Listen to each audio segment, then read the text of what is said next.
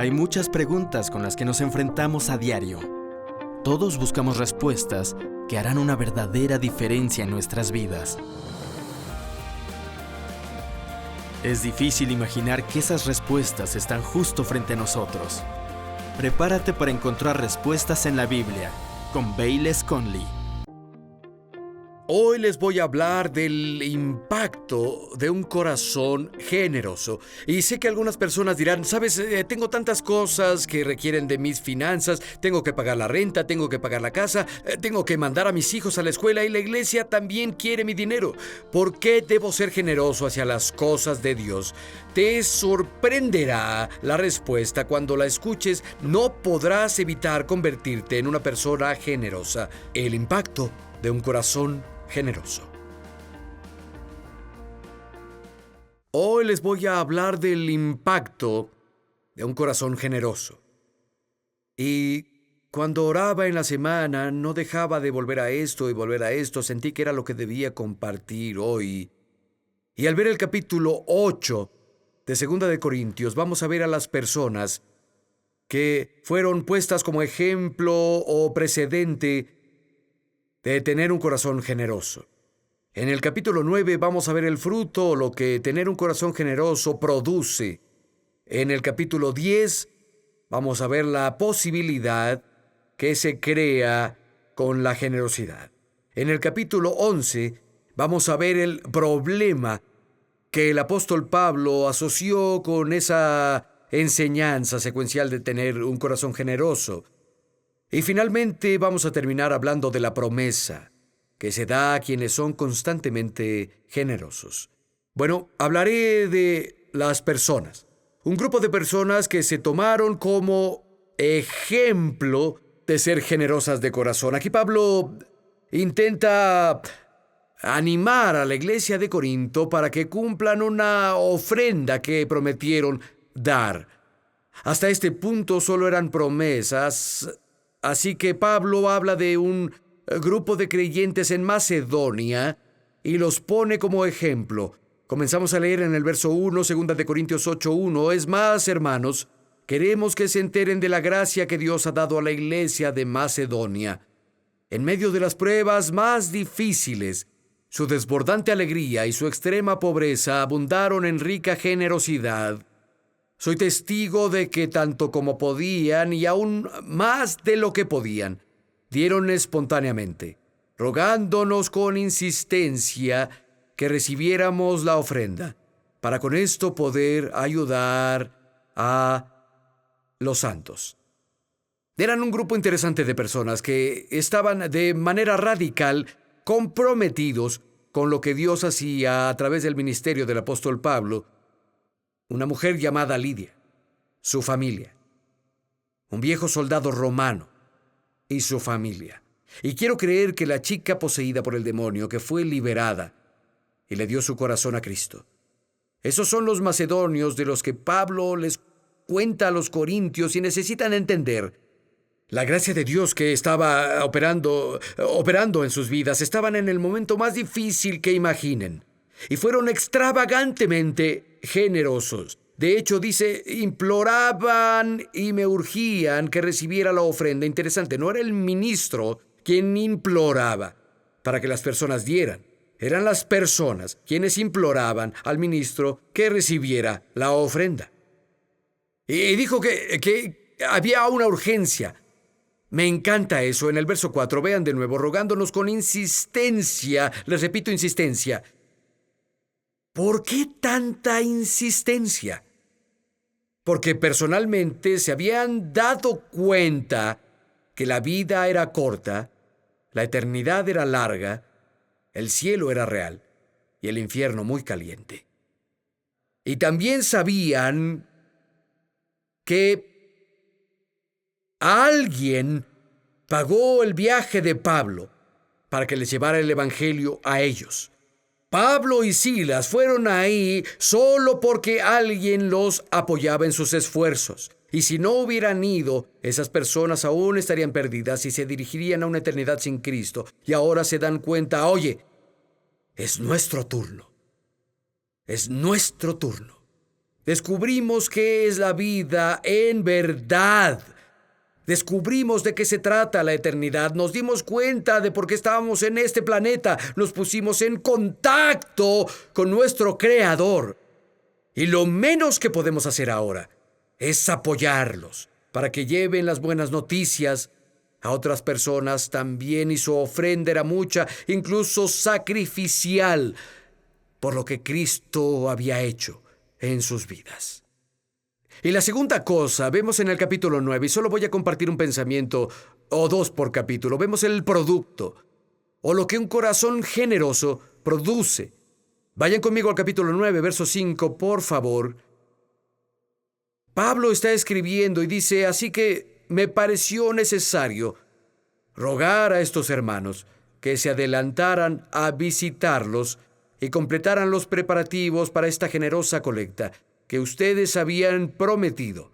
Entonces estará lista como una ofrenda generosa y no como una obligación de mala gana. Amigo, cuando das, ¿es una obligación de mala gana o es por generosidad? Hay una gran diferencia entre las dos. Nuestro servicio, nuestra ofrenda, nuestra oración, todo lo que hacemos debe ser por mera generosidad, no una obligación de mala gana. Verso 6, recuerden esto: el que siembra escasamente, escasamente cosechará, y el que siembra en abundancia cosechará. Cada uno debe dar según se lo proponga en su corazón, no de mala gana ni por obligación, porque Dios ama al que da con alegría. Y Dios puede hacer que toda gracia abunde para ustedes, para que siempre tengan todo lo necesario de todas las cosas, y que abunde toda buena obra. Al hablar de dar, Pablo usa esta analogía. Dice, es como sembrar semillas. Eso produce algo y hay una bendición adjunta a eso. Si siembras escasamente, así vas a cosechar. Si das generosamente, das con buena intención del corazón, vuelve a ti de la misma forma. Dios puede satisfacer tus necesidades y darte un excedente más allá para que puedas darle a otros y ayudarlos. Saben, yo fui salvado cuando tenía una drogadicción muy severa. Era un desastre cuando fui salvado. Fui salvado en una misión callejera llena de vagos, personas indigentes y drogadictos, entre los cuales yo fui el jefe en ese tiempo. Fui transformado tan radicalmente. Recuerdo que iba a esas reuniones en lo que llamaban granjas, esos salones que tenían en varios lugares de Oregon, y escuchaba predicar, y luego iba a esa pequeña iglesia donde recibían una ofrenda y pensé, ¡qué idea tan maravillosa! Quiero que otras personas tengan lo que yo tengo, y literalmente di todo lo que tenía. No sabía que no debías hacer eso. Nadie me lo dijo. Yo necesitaba que mi sabiduría se desarrollara. Cuando se me terminó el dinero, di todas mis cosas. Aún recuerdo la ofrenda. Cuando puse mi cuchillo de cacería, tenía un cuchillo de 45 centímetros y lo puse en la canasta de la ofrenda. Debían haberlo visto avanzar. Pero creo que eso es normal para un corazón que ha sido cambiado por Jesús, como esos macedonios. Y recuerdo que una noche estaba en una de esas reuniones. De hecho, nunca olvidaré esto. Iban a recibir una ofrenda. Un evangelista estaba ahí enseñando y luego llevaría el evangelio a otros lugares y dijo, solo oren y hagan lo que Dios ponga en su corazón que hagan. Cerré mis ojos y oré fervientemente y tuve una visión. En mi visión, vi un billete de $10 que estaba doblado en forma de triángulo. Solo se veía el 10 ahí. Era algo raro. Y dije, ¡wow! Saqué mi cartera y no tenía un billete de $10. Dije, qué raro. Tomé una decisión y di algo más. De hecho, di más que eso esa noche. Y pensé, fue algo raro. Tuve una visión definitiva. Al día siguiente, iba conduciendo en mi van, iba con un par de amigos creyentes y nos detuvimos en ese cruce. Había unas personas cruzando y algo dio vuelta en la calle. Lo vi con el rabillo del ojo. Le dije a uno de los chicos, sal, vi algo moverse allá en la calle. Ve a ver qué es. Él fue allá, recogió algo y volvió. Entró a la van, se sentó y me dijo, mira esto, ¿no es extraño? Era un billete de $10 doblado en un pequeño triángulo donde solo se veía el 10. Para mí fue épico. Para mí fue una de esas cosas donde David decía, Dios, muéstrame una señal de bien. Dios me ha mostrado eso en conexión con una ofrenda y con apoyar al Evangelio, y me habló claro y fuerte. Dios me dijo: escucha, si apoyas mi Evangelio y me obedeces, yo cuidaré de ti, Bayless. Nunca tendrás que preocuparte por cubrir tus necesidades. Recuerdo que leí sobre un chico llamado Charlie Page. Era un indigente en ese tiempo. No tenía un centavo, ni siquiera tenía dinero para comida. Se paró en la calle a escuchar una banda del Ejército de Salvación. Estaban ministrando y predicando y pasaron el pandero. Y cuando el pandero llegó a él, le dijo a la chica: no tengo nada de dinero, ni siquiera tengo para comida. Ella le dio $1 en monedas y dijo: escucha, toma 10 centavos de eso y los pones de nuevo en la charola de la ofrenda. A partir de este día, si das el 10% de todo lo que te llegue, nunca más estarás sin un centavo. Charlie hizo eso, puso 10 centavos en el pandero y desde ese día, de todo lo que le llegaba, daba el 10% a la iglesia. Muy pronto consiguió trabajo y continuó diezmando. Eso es el diezmo, darle a Dios el 10% de todo lo que ganas. De hecho, la Biblia dice que el diezmo es santo, le pertenece al Señor. Y Charlie hizo eso, siguió prosperando, y de hecho esto fue hace años, pero se volvió millonario. En esos días había muy pocos millonarios. Construyó varios hospitales. Invirtió una fortuna en el Evangelio para que éste fuera a todo el mundo. Y todo lo que atribuyó a la lección que aprendió de la chica del Ejército de Salvación ese día, de ser generoso y poner al reino de Dios primero. Y lo que Pablo está diciendo aquí, mira, si siembras abundantemente, vas a volver de la misma forma. Hay algo que se produce a través de nuestra ofrenda. Y no solo eso, ven al verso 9. Como está escrito, repartió sus bienes entre los pobres, su justicia permanece para siempre. El que le suple semilla al que siembra y pan para que coma, aumentará los cultivos que sembraron y dará una abundante cosecha de su justicia. Esto es interesante. Dice que Dios provee 2 cosas. Provee la semilla para el sembrador y pan para comer. En el contexto, semillas son los dones que recibimos. Dios nos provee 2 cosas. De nuevo, semilla para el sembrador y pan para comer. Muy bien, el pan viene de la semilla, también se procesa, es decir, Dios nos da algo para dar y algo para que consumamos nosotros. Esas son las 2 cosas que Dios provee. Él provee semilla para que sembremos y Dios provee algo para que lo consumamos, para usarlo en nuestras necesidades, para nuestros deseos. Él provee 2 cosas, semilla para dar y pan para comer. Pero lo que muchas personas hacen es que la semilla que Dios provee para sembrar, la ponen en una pila aquí y la consumen toda. Tienes 2 cosas ahora que Dios te ha dado. Algo de lo que tienes es semilla para sembrar. Algo de eso debe ser consumido en tus necesidades. Necesitas determinar cuál es cuál, porque Dios solo multiplica una. Que Dios multiplique la semilla que sembraron. No dice que suple el pan, que multiplica el pan para comer. Dios solo multiplica la semilla que sembramos. ¿Qué es lo que tienes en tu vida ahora que es para sembrar? ¿Habías pensado en eso? ¿O solo dices, bueno, tengo esto, voy a consumirlo y si me sobra algo, tal vez pensaré en la iglesia, tal vez pensaré en el reino, tal vez pensaré en las misiones? No, Dios te ha provisto de semilla para sembrar y pan para comer. Sigamos leyendo, versos 11 y 12. Dice, ustedes serán enriquecidos en todo, para que sean generosos, lo que causa generosidad de ustedes a Dios. Esta ayuda, que es un servicio sagrado, no solo suple las necesidades de los santos, sino que también redunda en abundantes acciones de gracias a Dios. Al recibir esta ofrenda, ellos alabarán a Dios por la obediencia con la que acompañan la confesión del Evangelio de Cristo, por su generosidad solidaria con ellos y con todos. Hay 2 cosas más que tener un corazón generoso produce.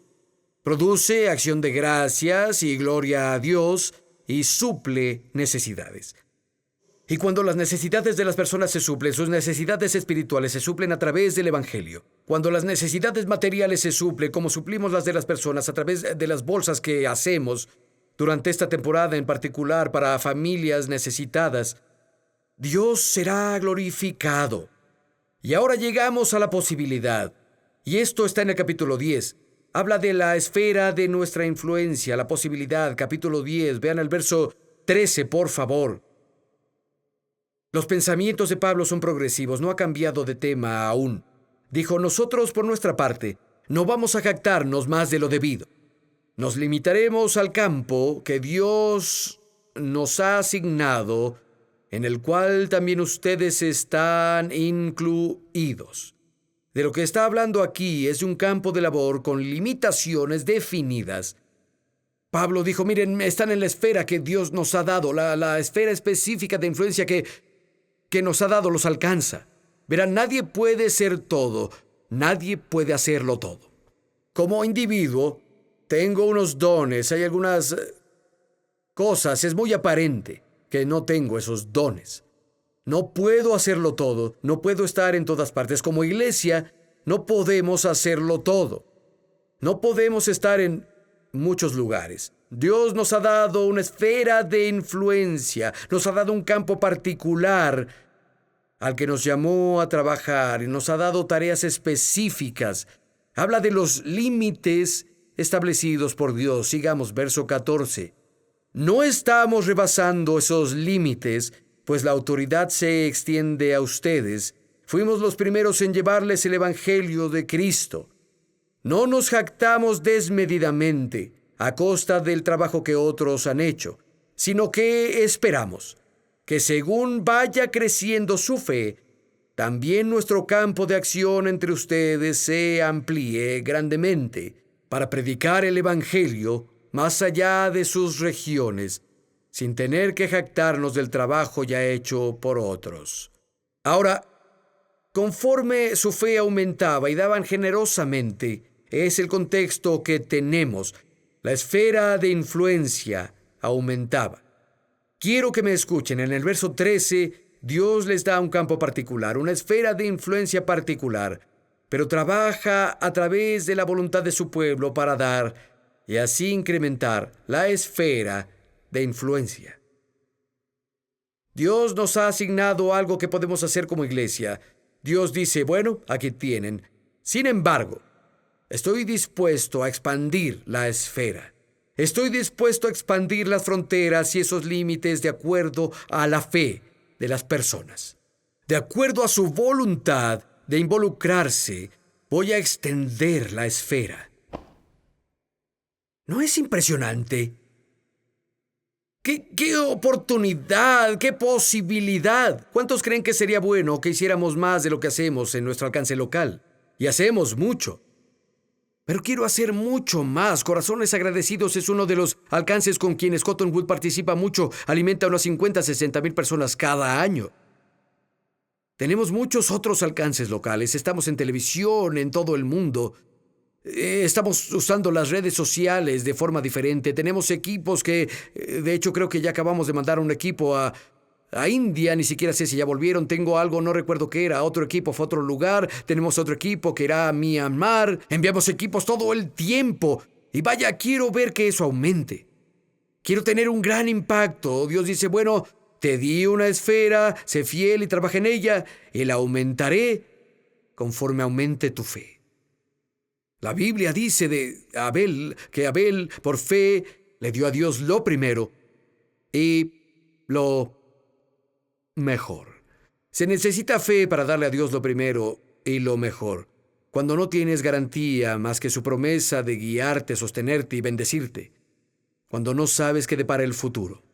Pero Pablo dijo, tengo esperanza de que conforme su fe aumente, nuestra esfera aumentará también y podemos llevar el Evangelio a otras regiones. Y ahora llegamos al problema. Les repito, el problema. Pablo habla de un problema conectado con su enseñanza sobre generosidad. En el capítulo 11, verso 7, dice, es que cometí un pecado al humillarme yo para enaltecerlos a ustedes, predicándoles el Evangelio de Dios gratuitamente. Despojé a otras iglesias al recibir de ellas ayuda para servirles a ustedes. Cuando estuve entre ustedes y necesité algo, no fui una carga para nadie, ya que los hermanos que llegaron de Macedonia, el carcelero filipense, Lidia, la vendedora de púrpura, la chica endemoniada, los creyentes de Macedonia suplieron. He evitado serles una carga en cualquier sentido y seguiré evitándolo. Cuando Pablo fue a Corinto, nunca tomó una ofrenda de ellos. Y dijo, cometí pecado al hacer esto. En una versión ampliada, Pablo dice así, ¿acaso cometí un error y les hice un daño? Y dijo, le robé a otras iglesias. Los macedonios suplieron sus necesidades y le dieron para que el trabajo en Corinto continuara. Los pensamientos de Pablo aquí son progresivos en este punto. Contesta su propia pregunta en el capítulo 12. Vayan conmigo, por favor. Verso 13. ¿Cometí un error? Capítulo 12, verso 13. ¿En qué fueron ustedes inferiores a las otras iglesias? Pues solo en que yo mismo nunca les fui una carga. Perdónenme si los ofendo. Dijo que se equivocó. Les hizo un mal servicio. Y por eso dijo, los hice inferiores a las otras iglesias. Es una palabra interesante. La palabra inferior se usa solo 2 veces más en todo el Nuevo Testamento. Significa ser tratado peor que otro. Experimentar la pérdida, ser apocado, ser esclavizado o estar controlado por algo. Al no extenderles el privilegio de dar y al no enseñarles su responsabilidad de dar, Pablo dijo, les hice un mal. Los puse en una posición para que sean sujetos o controlados. Y la pregunta es, ¿qué? Ser controlado, ser sujeto, ¿por qué? Por el sistema del mundo. Amigo, puedes operar por las leyes naturales y los principios de este mundo.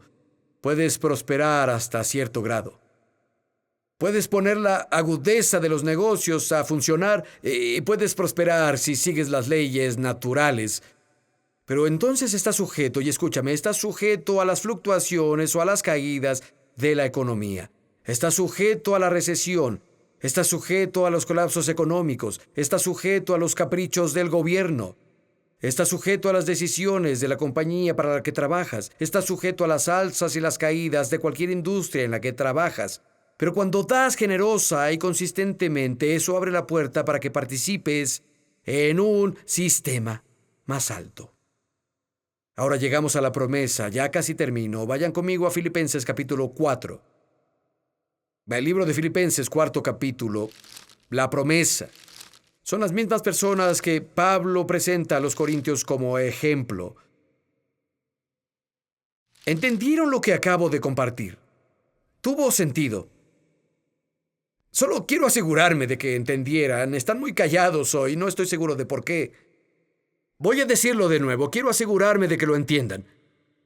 Pablo dijo, escuchen, cuando vine a verlos, no tomé ninguna ofrenda, no hablé de eso nunca. No quería ser una carga para nadie, pero tal vez les hice un mal servicio, tal vez estuve equivocado en eso.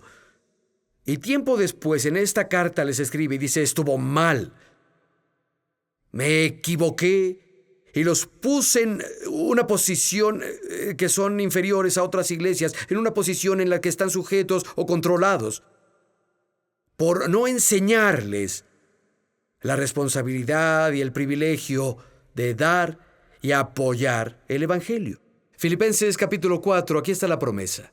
Verso 15, escrito a la iglesia de Filipos, a ese carcelero entrecano y a su familia, a Lidia, la que vendía púrpura, y a su familia, y creo que a la chica endemoniada que fue salvada.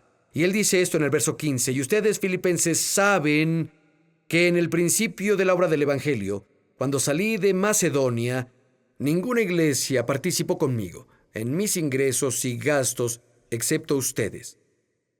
Vean el verso 16, incluso a Tesalónica me enviaron ayuda una y otra vez para suplir mis necesidades. Verso 18, ya recibí todo lo que necesito y aún más tengo de sobra ahora que he recibido de Epafrodito lo que me enviaron. Es una ofrenda fragante Un sacrificio que Dios acepta con agrado. Verso 19, el verso que todos se saben. Mi Dios les proveerá de todo lo que necesiten, conforme las gloriosas riquezas que tienen en Cristo Jesús.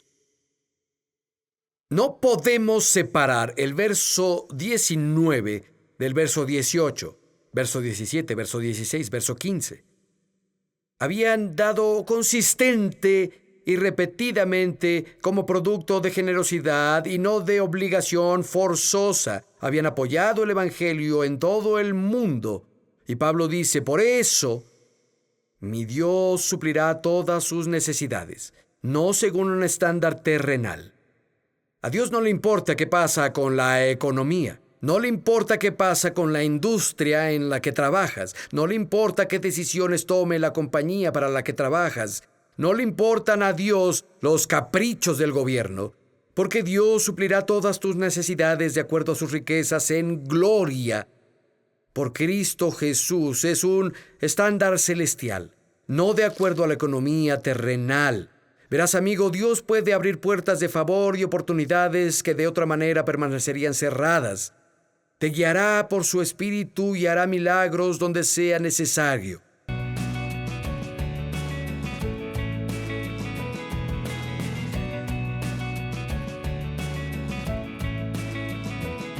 Sabes, una de las cosas más impresionantes de Dios es su consistencia. Su misericordia es nueva cada mañana. El diario nos envía beneficios.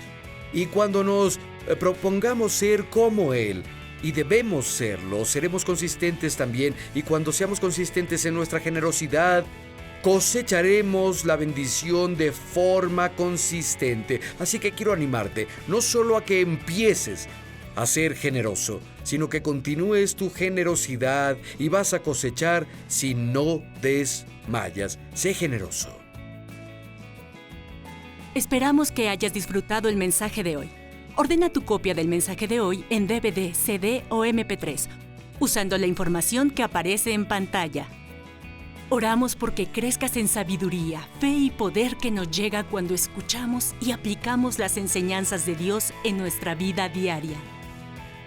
Gracias por ver Respuestas con Bayless Conley.